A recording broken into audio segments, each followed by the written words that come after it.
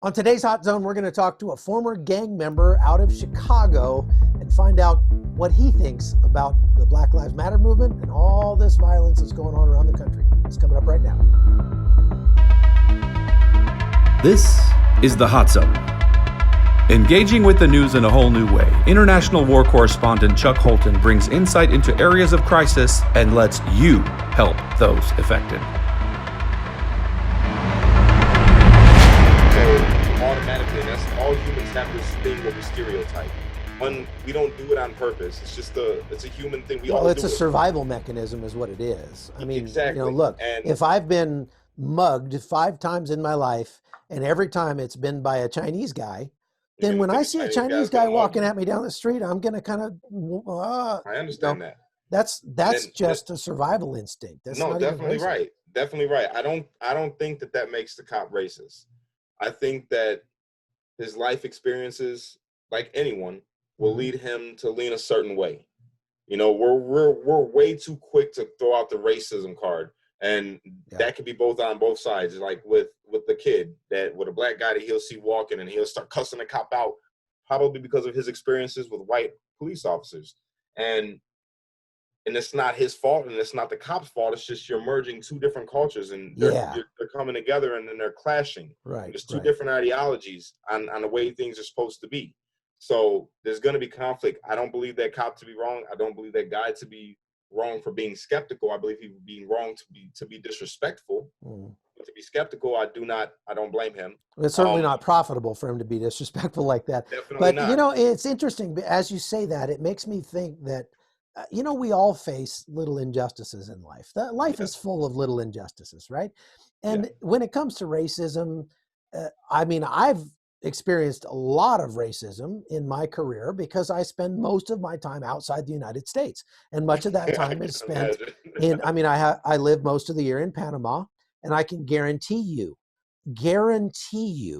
that I am discriminated against because of my race in Panama all the time. Do I like it? No. But and what I mean is, so I'll just give you a quick example. There's something we call the gringo tax. If a Panamanian guy walks into a store and says, "How much is this thing on the shelf?" they're going to give him a price. If I walk in right after that and pick up the same item and ask how much it is in perfect Spanish, they're going to give me a price that's much higher. And it's a gringo tax. We just call it that's a gringo tax. And we learn to get around it by hiring people to go shopping for us so that I can get a better price. We just deal with it. But here's the difference. Here's the thing that I think makes the difference. I come from a place of, I've got high self-esteem. I don't think about my color. I don't think about my race. I don't think about the fact that I'm a white guy unless somebody points it out to me or something. You're white? Because I've talked to people, I've talked to black people who say not a day goes by that it's not always forefront in my mind that I'm a black guy. No, and I just think that is BS, really man. strange because That's BS, bro. I don't think that way. It doesn't occur to me. But if I encounter that kind of racism in Panama, I go, there's something wrong with that guy, man. And I just go, that's stupid. I don't internalize it. I don't feel like a victim. If anything, I'm like, of course they're taking advantage of me because I'm the rich guy here. I'm coming from a position of strength because I'm the wealthy guy, and okay, they're going to try to take advantage of me because of that. And even if I'm not wealthy, I look like the wealthy people because most of the people who are wealthy are lighter skinned.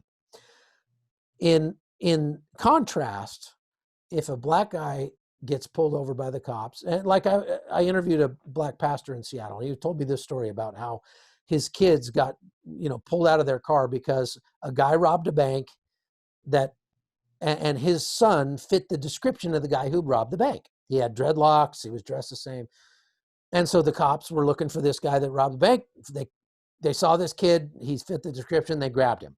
And this black guy pastor was trying to hold this up as an example of how systematic racism works. And I'm like, no, that's kind of how detective work works. I mean, somebody says I got robbed by a guy wearing a blue shirt and khaki pants, and I come walking by wearing a blue shirt and khaki pants. I would expect that they would grab me, and I wouldn't chalk it up to racism. I wouldn't chalk it up to some kind of systemic problem. It's called logic, and it wouldn't Yeah. bother me. But in the case of the culture where the media and politicians and even your own culture, I mean, people within your own culture, and I wanted to just point out too that I think we do have some culpability as a nation for this divide, for it being this way. And it's because the fatherlessness problem, I think, was largely created by the welfare system because we paid women. Definitely. How do you feel about that? Definitely. I spoke about that. I spoke about all that on my video. They crippled the black families at that time. They made it to where the mother didn't need the father anymore. So you could say, you could go ahead and go. I got welfare. I'll be fine.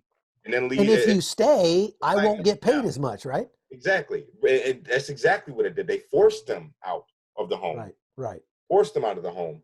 And even beyond all of that, the things that it's there's other things at play there as well, not just the welfare.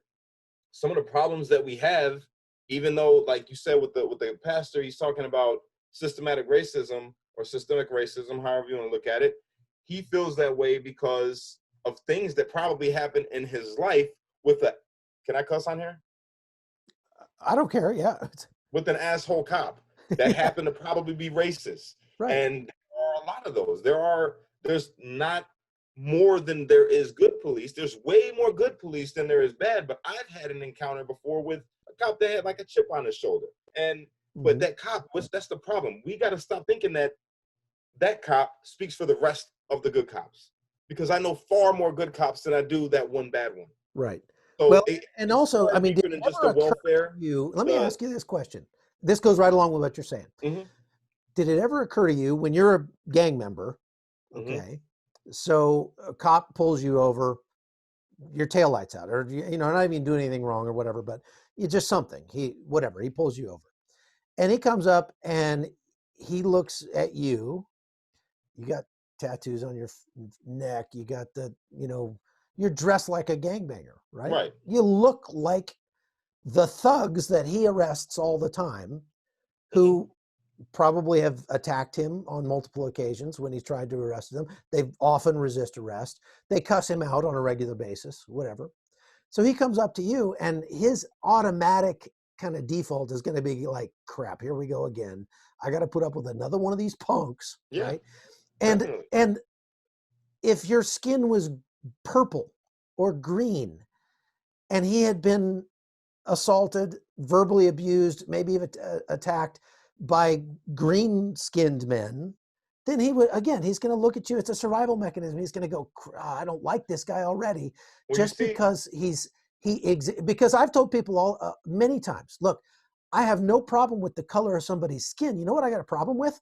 Thuggery. I got a problem with punks. And here's the thing. I was just talking about this today. When you go into looking at it that way, I don't believe that that's the thing that happens with the police. With a cop that comes up and say he sees me, I don't assume that when I get pulled over by the police is going to come up to me and think that, oh, here goes another black guy. No. And especially because of the way that I dress and I carry myself, the way that I speak to him, I don't believe that he's going to look at me like a thug. Now, if we're in the hood and a guy that's white, that's dressed like a thug, gets pulled over, guess what? He gets treated like a thug, bro. I would hope so. Where I'm from, there's a mixture of everybody. And everybody gets treated like an asshole by a cop when they act like an asshole. Or dress like one. In special occasions, you'll have a cop that is just out to be a dick.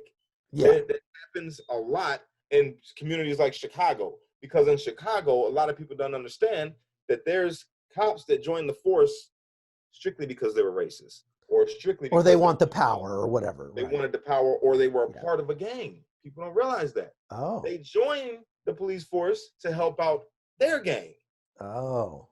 They'll take you from your hood, arrest you, not take you to the police station, and drop you off in a rival gang hood to get you killed. Holy smokes. That I have happens. never heard anybody say that before.